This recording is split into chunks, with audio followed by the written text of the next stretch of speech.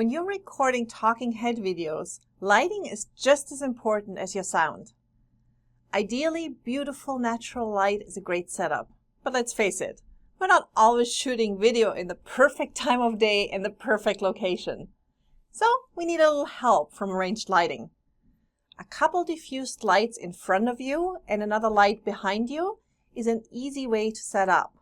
So I want to share with you how my setup looks. I have a backdrop set up against the wall, and I position myself to be off-center to not appear straight in the camera in my shot. Doing that adds a little extra interest, and it also allows me to blend in things on the side if I want to. My camera is positioned in the middle, and then I have three lights I'm using. One is set up on the right side of the camera, one is set up on the left side, and I'm using a third light right behind myself, between the backdrop and me.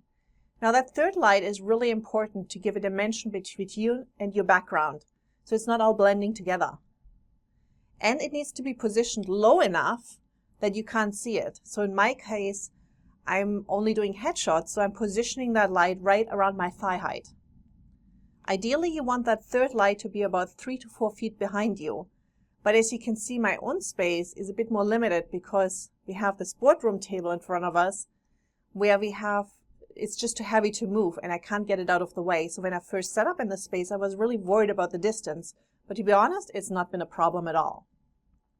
Now my camera is set up on the tripod to be around eye level, and my lights are just slightly higher than that.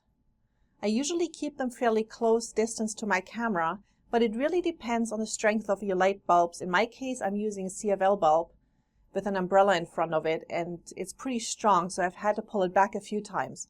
I also have a lot of natural light in my space.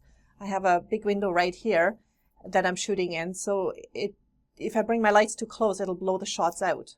So depending on how light it is outside, I have to balance my shot against the natural light. And even today, as I've been shooting multiple segments, I had to adjust a bit between shots because the weather outside went from cloudy to sunny and back.